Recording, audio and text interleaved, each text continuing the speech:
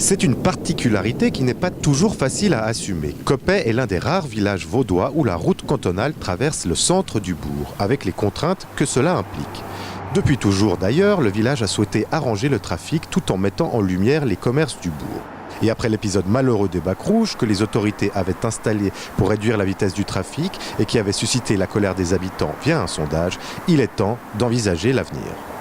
Le sondage démontrait que malgré tout, si les bacs ne les satisfaisaient pas, eh bien, il y avait une volonté de travailler cette route d'une autre manière et de proposer quelque chose. Les gens sont sensibles à la traversée du bourg de Coppet et souhaitent qu'on fasse quelque chose. Ce quelque chose devra être imaginé dans le cadre d'une nouvelle étude de la traversée du village, pour laquelle le conseil communal a accepté lundi soir de verser 161 000 francs, non sans quelques discussions.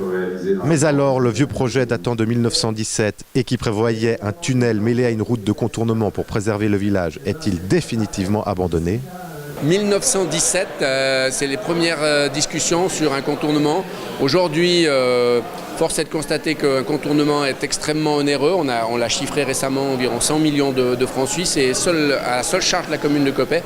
Donc la question qui se pose, c'est de dire est-ce que ça vaut la peine d'investir 100 millions ? Est-ce que finalement il n'y a pas une opportunité de faire autre chose ? Parce que 100 millions, c'est beaucoup d'argent. À Coppet, il y a donc la traversée du bourg, mais au chapitre des routes, on trouve également la requalification de la route cantonale en dehors du village.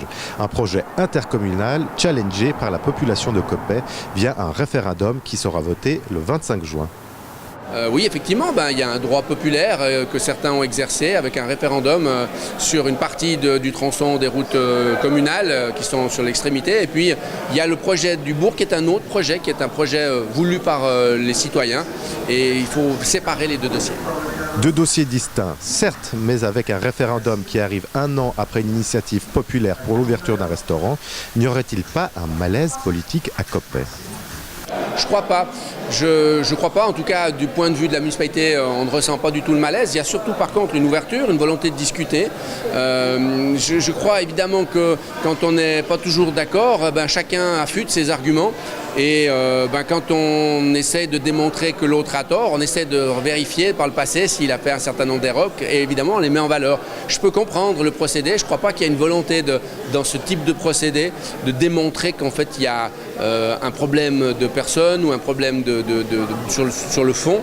Je crois au contraire qu'on a un conseil très positif avec lequel on travaille en bonne intelligence, même si on n'est pas toujours d'accord. Et on a des référendaires que je respecte et avec lesquels je me réjouis de pouvoir débattre, puisque c'est quand même l'objectif de la démocratie.